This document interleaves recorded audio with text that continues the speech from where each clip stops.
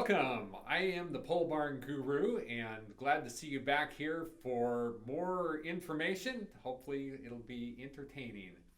First of all, before we get too deep into this, I want to encourage you to visit the HansonBuildings.com website. That's buildings with an S. Be sure to like and subscribe on this to get more videos and check us out on Facebook. We'll have lots of information there on a regular basis. Today we're going to talk about the constant drip, drip, drip of condensation. Some of you in your lifetime may have imbibed in a cool adult beverage on a hot day. And you set that beverage down on a table and lo and behold, there were drips on the outside of the beverage glass. Maybe a ring on that table that your spouse wasn't too excited about. Well, that's condensation. Condensation occurs when warm, moist air hits a cold surface, and voila, you have water. No, your glass wasn't leaking, no different than your steel roof isn't leaking either. So where does condensation come from in a steel-covered building to begin with?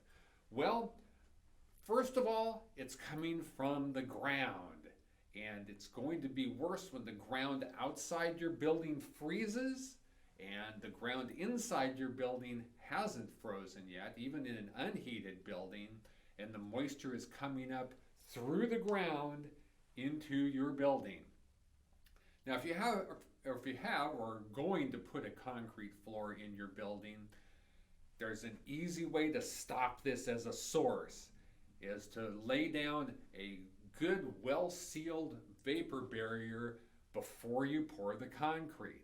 Now, the minimum requirement is a 6 mil vapor barrier, and code does require this for under a concrete floor in any conditioned building, but it gets overlooked a lot, and some of you are building in places where they don't do inspections or they don't need permits.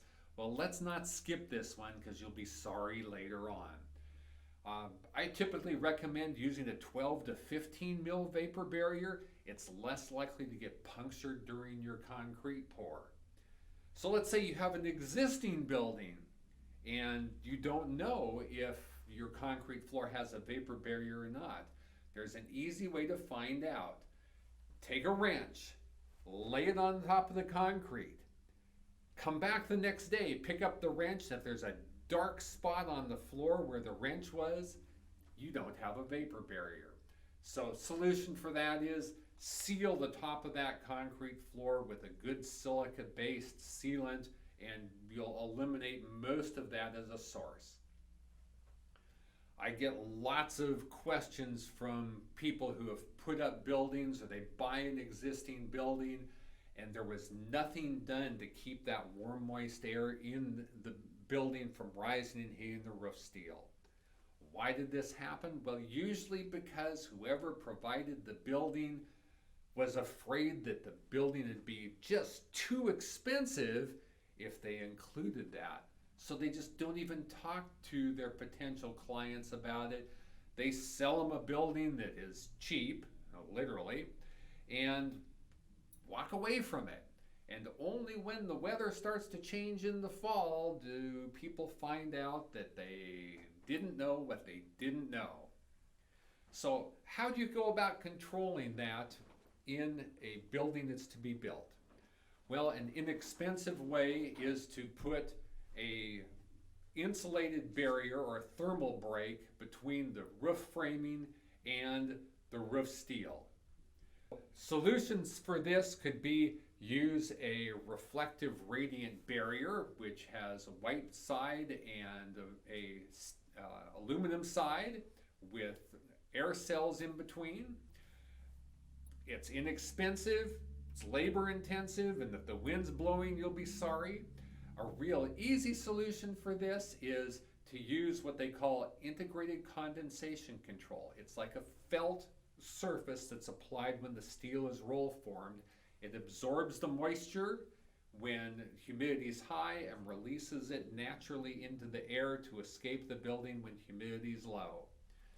Since we're getting down to the end of this one, if you still have a problem, you have a building up, you didn't do anything about it, 2 inches of closed cell spray foam will take care of your problem. We'll see you back here soon again for another video.